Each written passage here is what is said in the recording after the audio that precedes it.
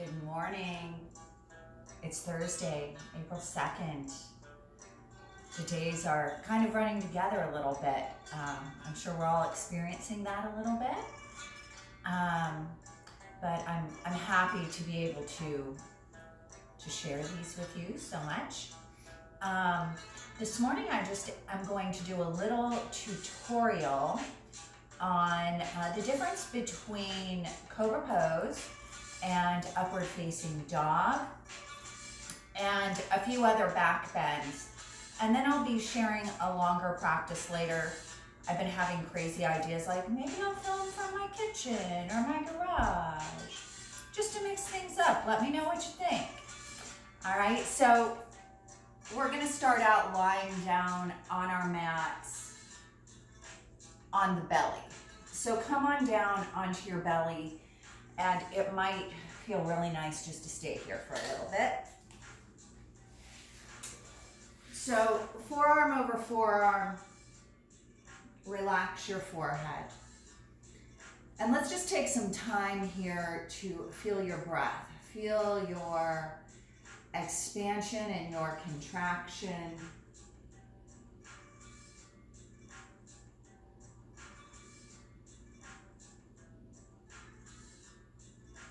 So not only feeling your physical body here, but noticing what sorts of emotions might come up and taking the healing of your breath to those areas, those feelings, those emotions.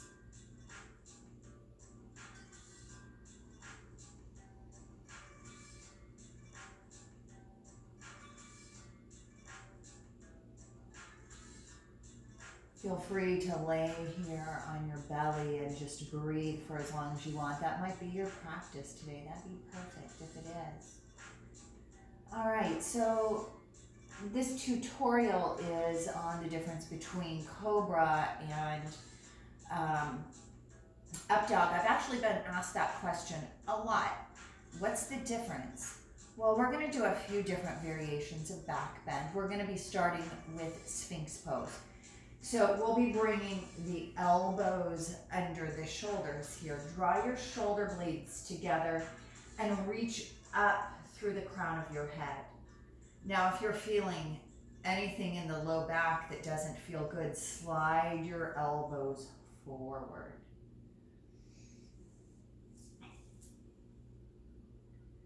Keep breathing here in and out through your nose. You can keep a little bit of contraction in the glutes here. So this is Sphinx pose. There's another pose really similar to this. They do it, it's used a lot in the yin practice, and it's called seal. So I'm just going to demonstrate it. It's quite deep. So seal looks like this. So seal is an option. All right.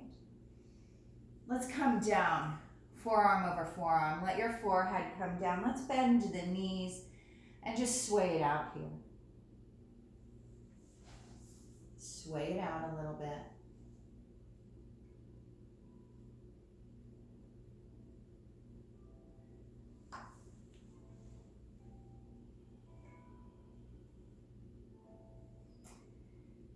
And come back down. Maybe you roll your toes under, reach back through the heels a little bit.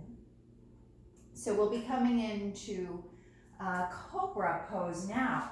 So bring your hands under your shoulders, forehead to the mat, roll your shoulders back and down here. Press down through your toenails, through the front of your thighs, through your pelvis. Let your breath lift your face and chest off of the floor. So try to keep your neck neutral here. Resist the urge of crunching the back of the neck like I'm showing here. Try to keep it neutral. Take a few breaths here.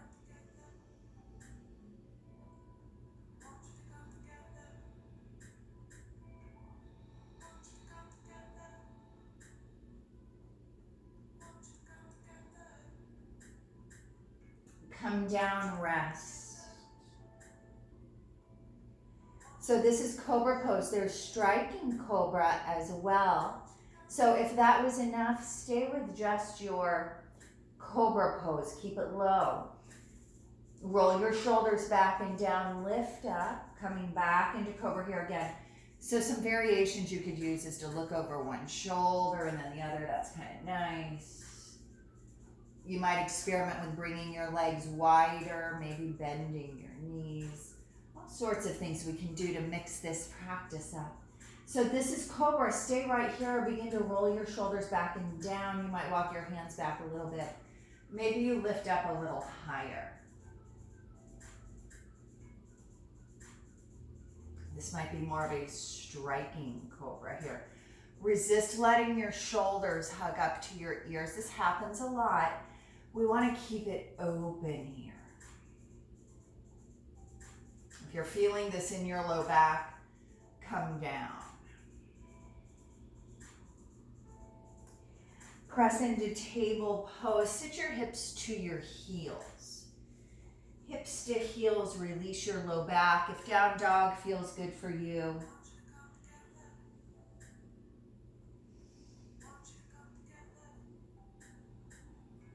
Keep breathing here.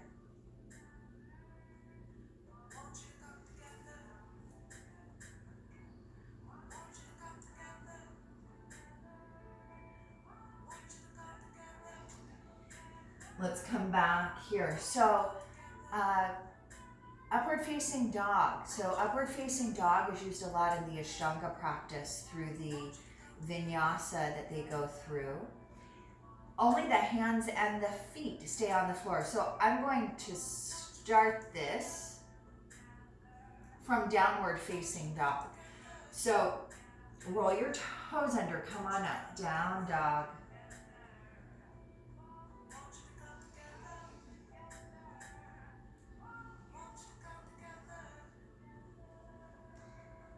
Hands are pressing down and forward. Come forward into high plank pose.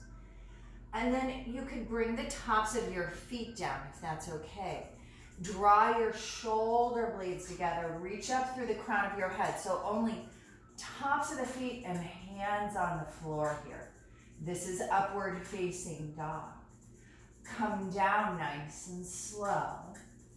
And if you wanted to come into this pose from the floor, you might slide your hands back a little further, all right? So hands come back a little further down by the rib cage. Elbows close, you can press up here. Come down. Bring your big toes together, let your knees come wide.